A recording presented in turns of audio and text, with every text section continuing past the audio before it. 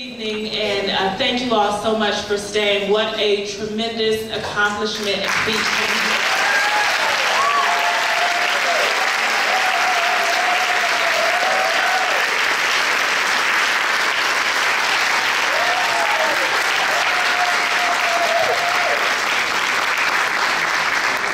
So again, my name is Rhea Combs, and I am a curator at the Smithsonian's National Museum of African American History and Culture in Washington, D.C. Where the museum will be open in 2016. So we are really thrilled, and yes, you are all invited. All invited. And I am the curator of photography in our film program and our Center for African American Media Arts. So it is tremendous, it is sincerely a thrill for me to be here this evening with all of these esteemed colleagues, documentary filmmakers, and of course, the legendary Sonia Sanchez. And this brother here as well.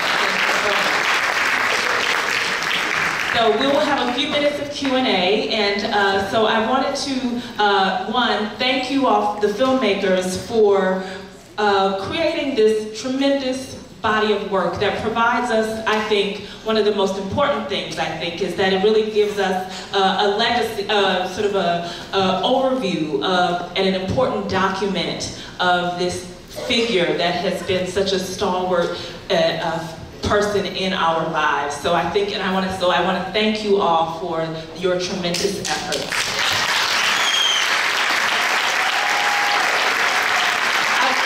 I want to start by asking the filmmakers a question.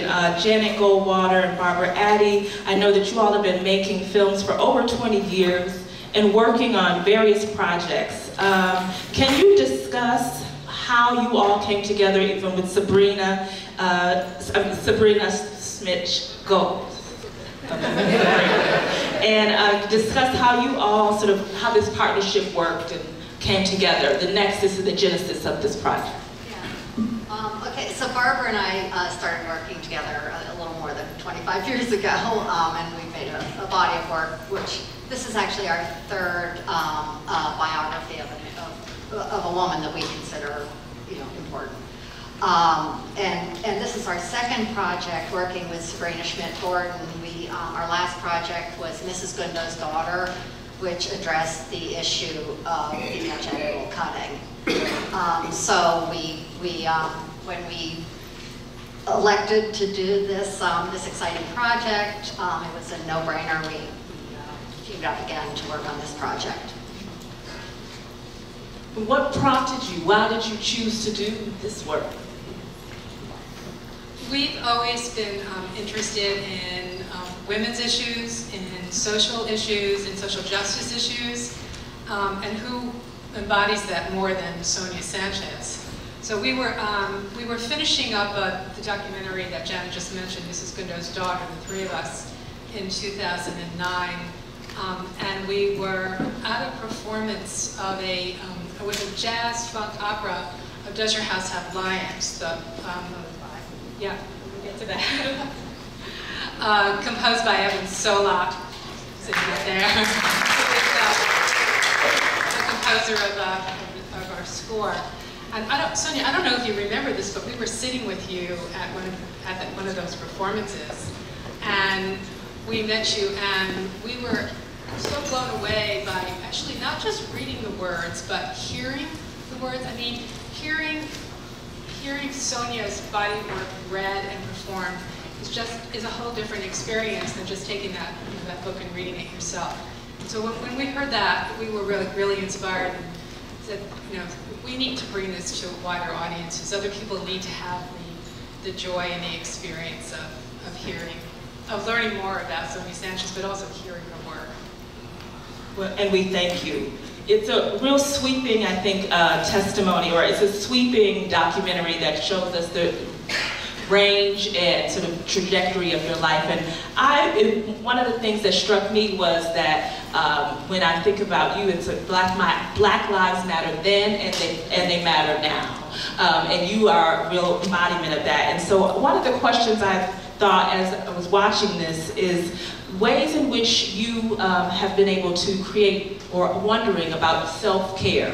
You know, you have been at the forefront and struggling and fighting for rights for us for your entire life, wondering what are the ways in which you create rituals of self-care for yourself? I think also you wanted to probably ask our dear sister, you know, about her participation. Well, I thought she was speaking. The microphone is there, and the question was addressed to everybody. Well, anyway, so, well, as Janet and Barbara had said, we had worked on a project together, and then they got introduced to Sonia and so on, and then they asked me, you know, after we had worked on this project together, if I wanted to work on this next project about Sonia Sanchez. And my, you know, orientation to Sonia was different in the sense that I discovered Sonia like maybe when I was in 6th or 7th grade. I just happened to stumble on a book in my classroom library, and I remember just flipping through the pages and frankly being really startled by like what I was reading. And, you know, and for me it was really, you know, at that age, it was really an awakening, because I don't think until then I'd ever really heard anyone be so confrontational, I think, about the status quo, about a lot of things that you don't realize you're taking for granted until somebody points it out to you in a certain kind of way. And then also that it was a woman, and I just remember I literally remember like, I didn't know people like said this, I didn't know you could just say that. And it was like, you know, and so that was sort of my introduction to Sonia. And of course, you know, I am part of a generation that, you know, frankly loves and reveres Sonia. And I was, you know, so when I was invited to do it, I mean, there was really no hesitation that I wanted to be part of telling her story. So. Thank you.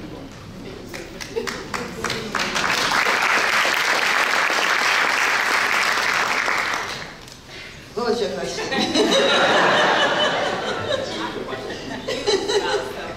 Right. I did remember it, not that far gone. Although sometimes, you know, when I was watching a number of the people speaking, and one of the things that I was thinking is that, you know, as we wrote, you know, I also taught, and someone asked me, someone was in from Germany, they asked me, you know, how did you write your books? Or while you were working and teaching and mothering, and I said, well, you know, I used to, you know, come home and feed the children and check the homework and run downstairs and put clothes in the washing machine and pull out the food that I had cooked on Sundays. You know, those mothers that on Sundays you cook for the week, you know, and then freeze. And then I would go upstairs in my study and I would then grade papers, and then in that same study where I had a fire built, I would then start writing from 12:30 to 3:30, go to bed, write on that couch, go to sleep, and then get up at 6:30 and knock on the doors and say, come on, you gotta get up, you gotta go to, you know, school. And I mentioned at some point doing that for so many years that I was worn out and I was exhausted. I ended a semester and I couldn't get up out of bed, and my children were so concerned. When Gumarani said, Mom, Mom, Mom, Mom, Mom, and I said, well, I'm okay, I'm just gonna go eat. But I climbed back in bed, and I did go to a Chinese woman who was an MD, and also she practiced Eastern medicine, and she gave me a physical, and then she also did the testing of, you know, in Eastern pulse, you know. And then she said, all your chakras are closed except for the one in your head. When that closes, you'll fall out someplace, and they'll put you in the hospital. And she said, what do you do? So I said, well, I teach, you know, and I travel and I write, you know. She said, well, tell me what you do in a week. So I opened up my apartment book and I started to tell. She said, no. She said, oh, no. She said, oh, I didn't mean a month, I mean a week. And then I realized that sometimes I was in a city on the first part of the day, that I was in, at lunchtime I was in another city, and then at night I was in a third city. You know? And so that, and I was really exhausted. And that's when I had always been a vegetarian. When we started this at San Francisco State, and also this whole movement from court, I was a veggie. But I knew that I needed more than that. So part of what I did at some point was also very much involved with getting my food, what I ate, you know, the proper foods. What I had to do was meditate. What I did is went out on the track, and I would do 3 miles, and come back in, talk to the trees when I went around the track, right? Talk to myself also to get the day straight, and then come home and come on the porch with my green tea, my oatmeal and a banana, right? And the Times and the Inquirer. And I would begin the day. And most of that was about, finally, learning how to breathe. Those of you know when I teach you, when I teach the haiku, I teach about breathing. I had to relearn how to breathe because I realized that I had been breathing from here and here, and here, as opposed to here. So I studied a number of things. Sister Juanita, you here? My trainer here? Are you here? Yell. I guess she didn't come. She called me and said she was coming, which means simply that, I work out.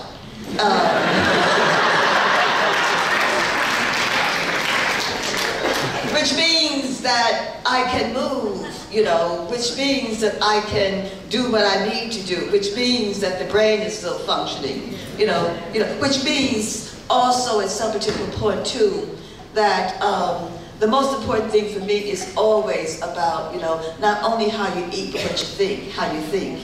And it means that I have, as usual, I talk about dropping secret spells. I know at some point that I say things to people in meetings, whatever, but I want you young people to remember something. Young people sometimes think you're angry, but I'm talking about ideas and how we should act. And how we should act on things. It's not personal. Because when I come out of a meeting after I said that, then I want to hug you and say, let's go out to eat something, whatever. It's business. It's about teaching. That's what that's about. It's not like, oh, you're talking bad. No, I ain't talking bad. I really can talk bad. That ain't talking bad. What I'm doing is that I'm correcting you. And at 80, I should be able to correct you.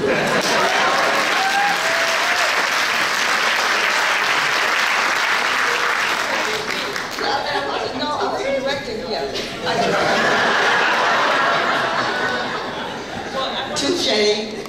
Touchy.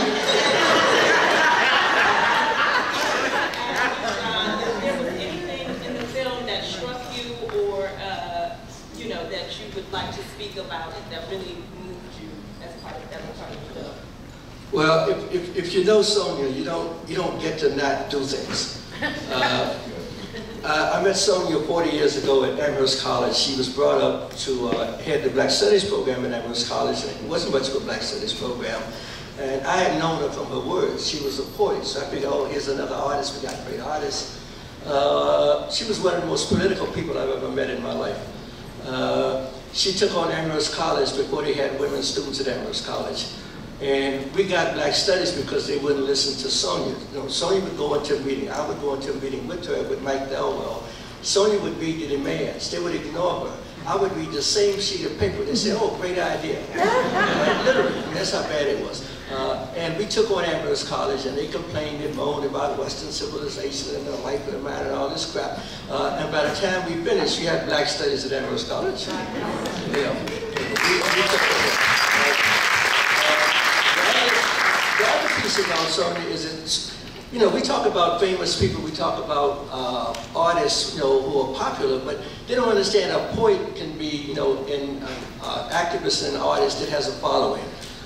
When I come to work with Sonia, a trip to the grocery store is a 2-hour trip.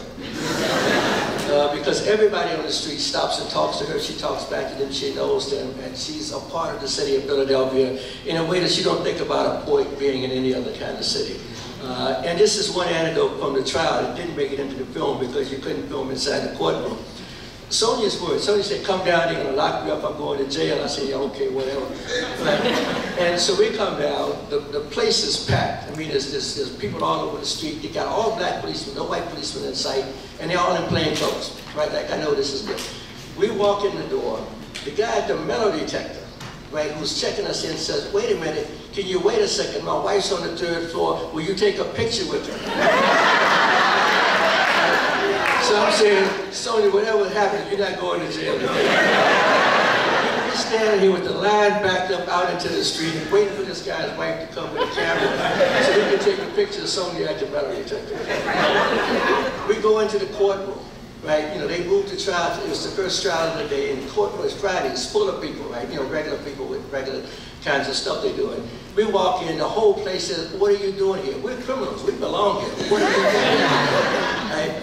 And so, it takes again a half an hour to get across to where we're supposed to sit, because she greets every single person that's got whatever they're doing. She knows all of them. They know her. They was in solidarity with her. We sit there, and okay, how's this gonna go? Well, a black woman judge walks out, and I turn to Marani and say, get your coat, we'll be out of here in like 10 minutes. The black woman judge lets the defense speak first. That never happens in a trial. The prosecutor states the case, then you respond. The judge looks at you and says, why do you think you're here? And so they present their case. And then what happened with the city? The city was really smart. They got the youngest prosecutor they ever had. This one was 3 months out of law school. Right? And they said, no, you eat this one. Right? This poor woman got there and read some charges about they were doing this and doing that. And just said, that doesn't make any sense. She says, well, they dropped some papers on the floor. She said, well, charge them with littering. And literally in about 15 minutes, she said, look, you wasted our time, case dismissed, you know, and then we started screaming. She said, shut up, you're not on TV. And then we walked out of there, and again, and the brother sitting next to me, Marani, said, can you all wait, my case is coming up next spring. And as we walk out of the place, there's a black plainclothes policeman standing there, you know, outside the door. And as we walk past, he says, is everything okay? Did everything go okay? And I said, yeah, like, we're cool, we're cool. He said, good, man. He said, we wanted this to be right. You know, he's a black policeman. You know, Sonia was not going to jail. There was no way in the world.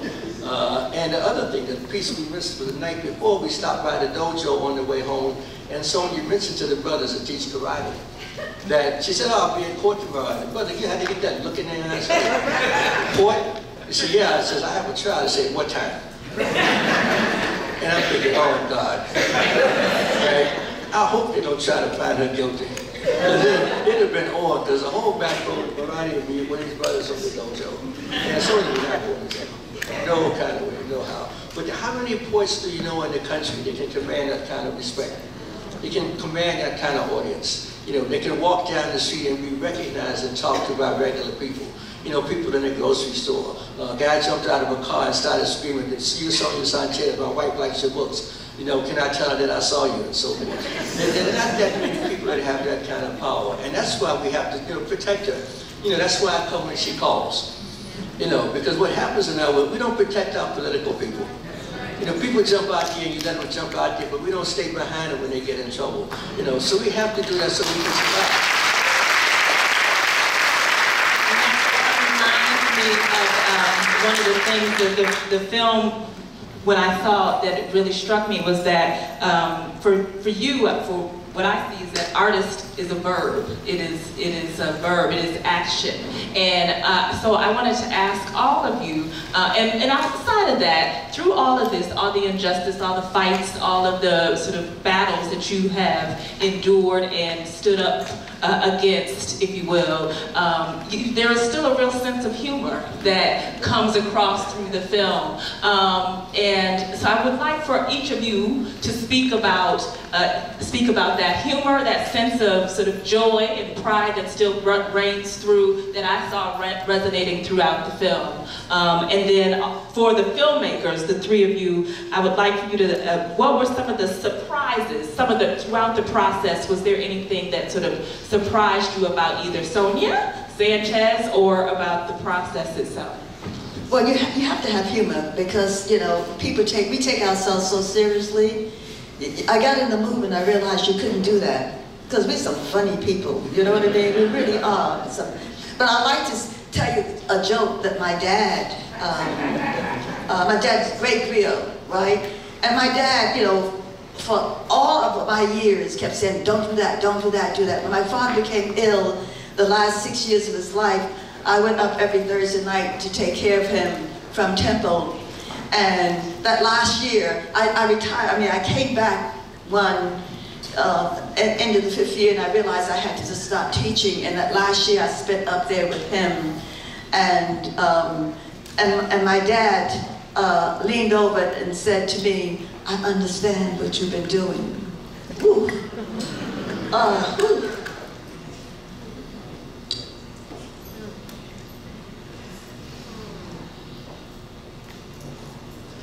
And if I had stayed, taught Monday to Friday, Thursday, and come up on Friday, I would not have gotten that, if you understand. But being up there with him, listening to him from what he was going through, because he knew he had begun to meet some of his ancestors that didn't know how to deal with it, And so I was there for that. But my dad tells a joke about the first black pilot in America.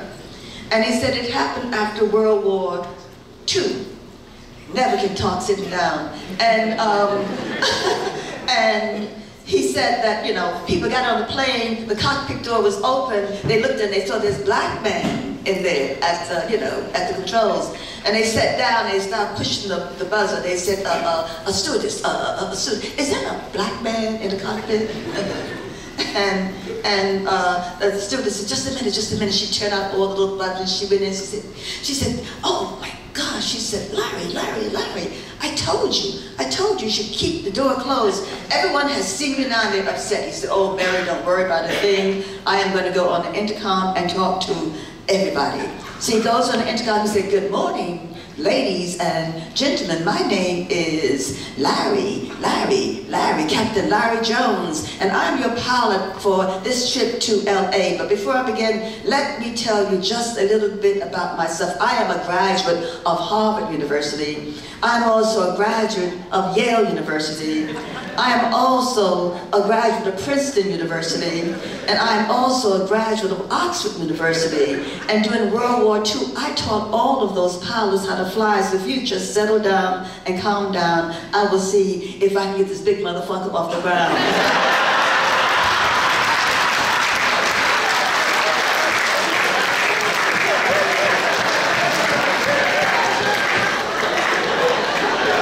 That is black humor.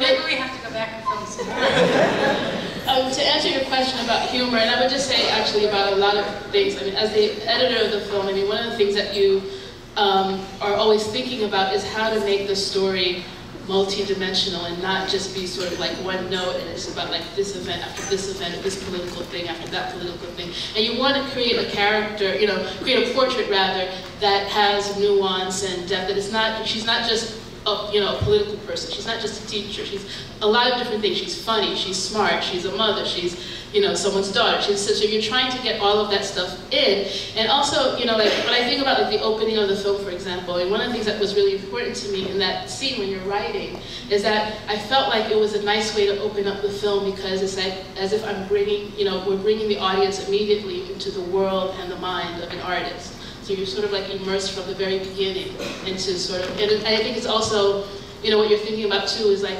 what do people not know about Sonia, or what have you not been able to witness? And certainly, I don't think many people have had the opportunity or like the blessing to like see you in process and see like how you create. So we're always, thinking about like all these different elements outside of the facts that you can bring to bear to the story to create something that's really nuanced and deep, and that you maybe discover something new every time you see it. Because I worked on the film and I watched the film and I still discovering things and get emotional over it. And I have to say that it was actually particularly emotional to watch the film today with this audience. I don't know if it's because it's Philadelphia, but it was really emotional. So I want to thank Blackstar actually for hosting this.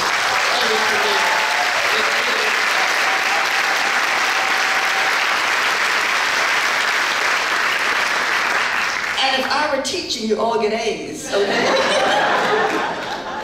Sonia, I'd like to ask you a question, if you don't mind. What surprised you about working with us? Because we've been working together for a long time.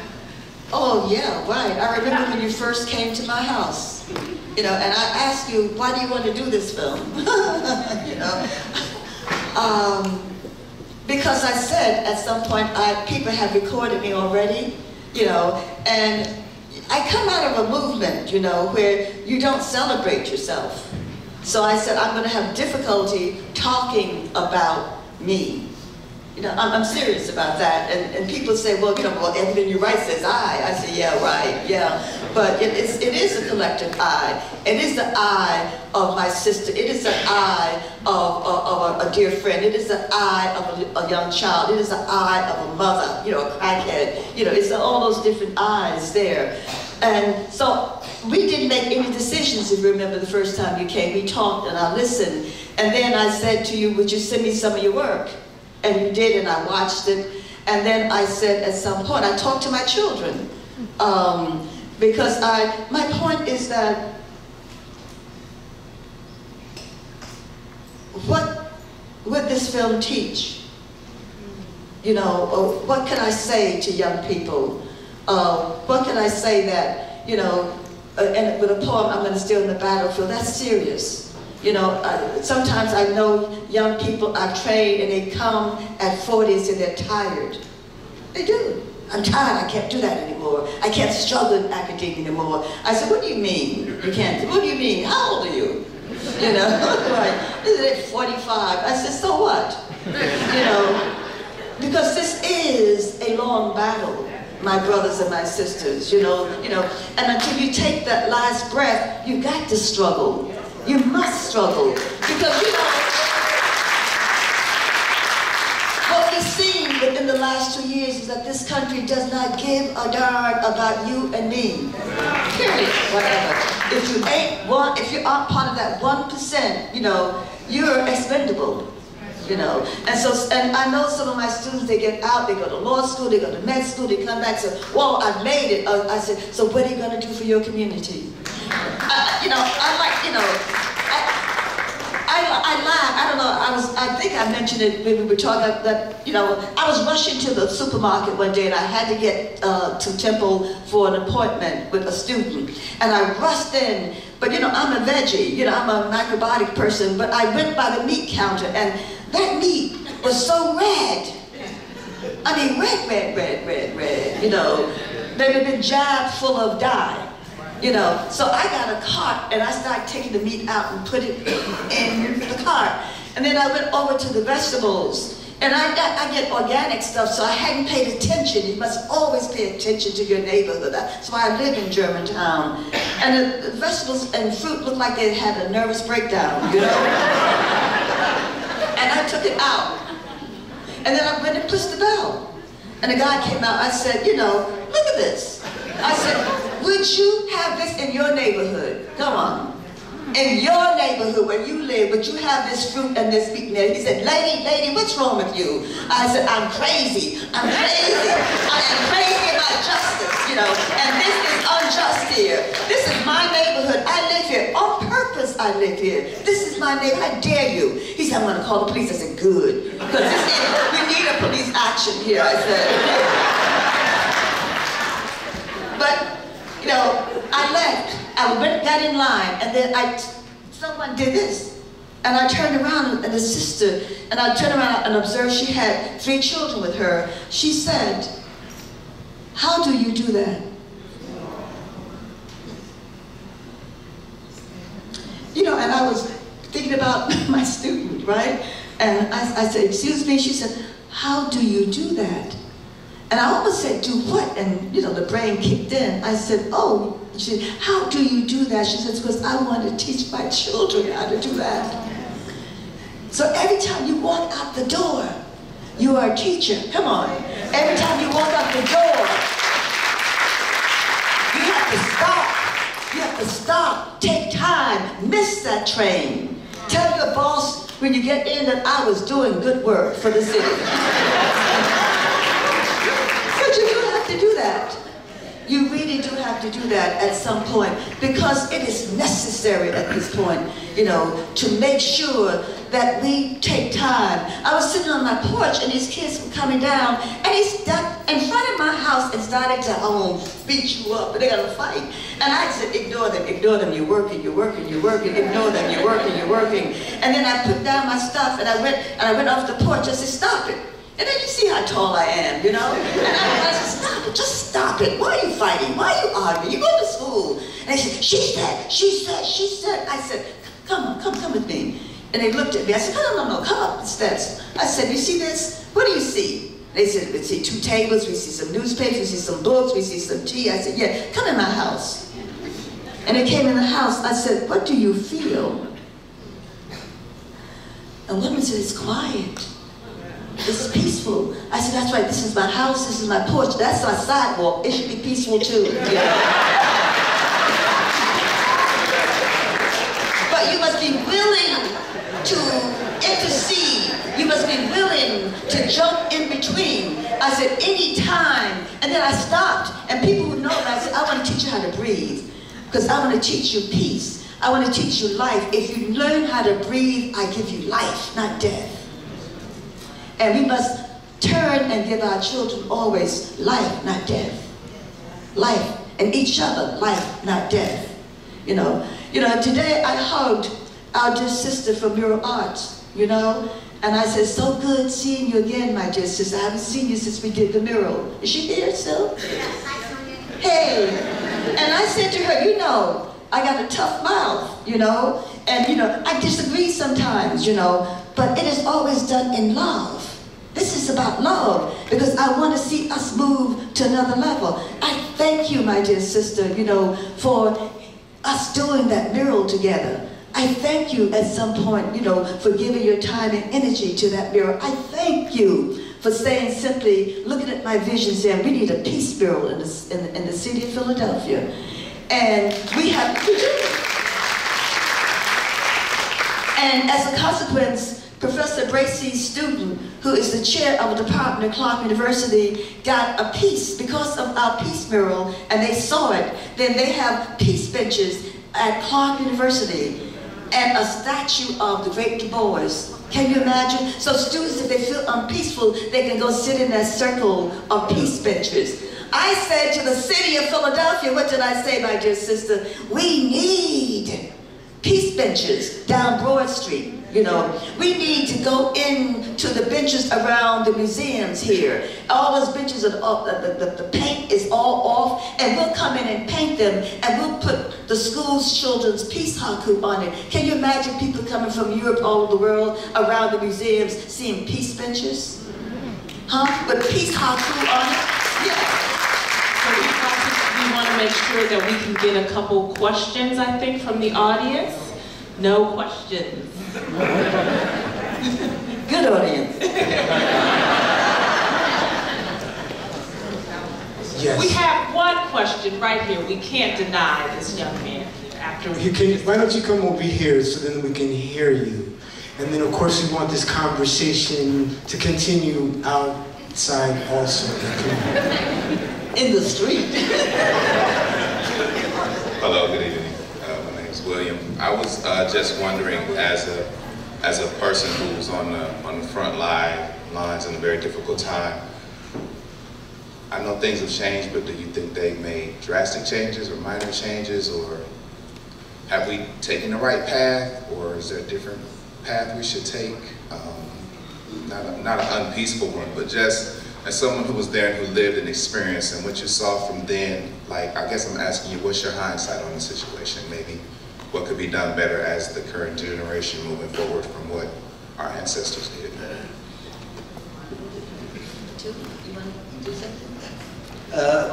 Sonia and I pretty much kind of agree that it's not our job as older people to tell you what to do.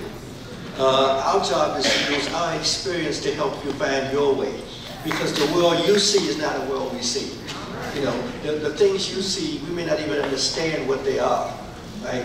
But when you stood up and moved, I was like overjoyed when people stood up in Ferguson, because I've been saying for years that if a black life is worth no more than 2 bullets, then they all kill us, until there's nobody left. And when those kids stood up, and people stand up and say, look, a black life is going to cost you millions of dollars, then that means black people's lives are now worth something, that the system has to take charge of. If you stand up and risk your life, stand in front of a tank, or policemen and so forth, then you are free, right? Once you're standing up, then you decide where you want to go, where young people want to go, to speak out what you need to make your life meaningful. We come in because we are committed, still are, right, to helping you do what you want to do as best you can. You cannot be us, you should not be us. Right? We lived in our time, you live in your time. Right? The commitment of our generation, right, is to get behind you when you decide where you want to go. And we will follow you where you want to go. If you think you're going off the track, we will tell you that. That's our responsibility. We say, don't try that, we tried that, it don't work that way. But we don't know about this. Like, I don't know nothing about Twitter or all the rest of that stuff. Y'all can do that. Y'all do that, y'all can get a lot of people real fast. What you do with it, we'll help you with it.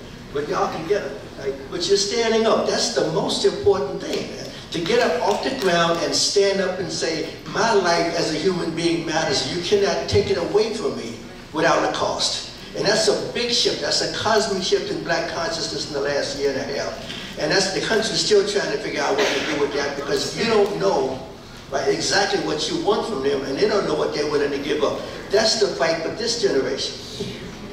You will decide what you want, and you will fight because you're committed to it. And young people are committed to it now. Fight to the death to get what you think will make your life meaningful on this planet. And all I can say is that our generation, at least the people on this platform and people in the audience, I suppose, are committed to helping you do that. Don't come back and wait to get out okay. Don't say, is it okay? No, you do what you have to do. And we're behind you. We'll hold you up. If you go over a cliff, we'll grab you before you hit the ground, hopefully. Right? But it's you. You make that. It's on you now. It's on young people now to decide what the world looks like, that you want to have it look like. And all we can say is that with the lives we have left, we will help you as best we can.